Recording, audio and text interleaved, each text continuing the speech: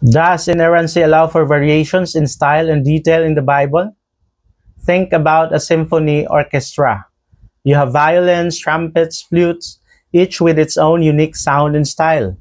If someone insisted that every instrument had to play the exact same notes in the exact same way, would you get beautiful music or would you get a chaotic mess?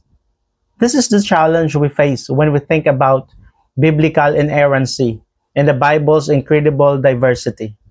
Does inerrancy demand a rigid, robotic uniformity, or does it allow for the richness and beauty of different voices? Ang mabuting balita ay ito. Ang biblical inerrancy ay hindi humihingi ng pagkakapareho. Pinaninindigan nito na ang Biblia sa orihinal nitong mga manuskrito ay ganap na totoo at walang kamalian sa lahat ng pinaninindigan nito. Ngunit ipinagdiriwang din nito ang hindi kapani-paniwalang pagkakaiba-iba ng mga may akda ng tao at ang kanilang mga natatanging pananaw. Isipin ito, una, iba't ibang estilo ng pagsulat. Mula sa mataas na tula ng mga awit hanggang sa diretso ng mga salaysay ng mga ebanghilyo.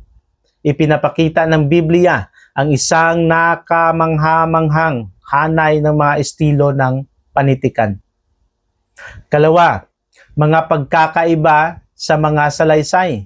Ang mga ebanghilyo halimbawa ay nagsasabi sa kwento ni Jesus mula sa apat na iba't ibang pananaw. Bawat isa ay may sariling diin at pagpili ng mga detalye. Pangatlo, hindi laging verbatim. Ang Biblia ay madalas na nagbubuod o nagpapakahulugan ng mga kaganapan at pag-uusap na nakukuha ang kakayahan na or kakanyahan ng kung ano ang sinabi ng hindi kinakailangang sipiin ang bawat sulong salita. Ang mga pagkakaiba-ibang ito ay hindi mga pagsasalungatan. Ang mga ito ay iba't ibang mga facet ng parehong brilyante. Bawat isa ay sumasailalim sa ilaw ng katotohanan ng Diyos sa sarili nitong tatanging paraan. Now, I know that some people find these variations troubling.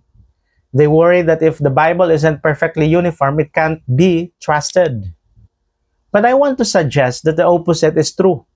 The Bible's diversity is actually a testament to its authenticity. It shows that God didn't just dictate His word to a group of robots. He worked through real people with their own personalities, experiences, and perspectives. And in doing so, He created a masterpiece of literary and spiritual art. Kaya narito ang aking hamon sa inyo.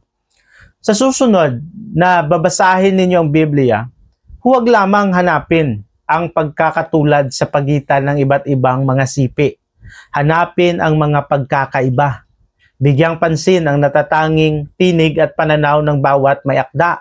At tanungin ang inyong sarili, ano ang inihahayag ng partikular na sipi na ito tungkol sa Diyos, tungkol sa sangkatauhan, at tungkol sa mundo sa paligid ko?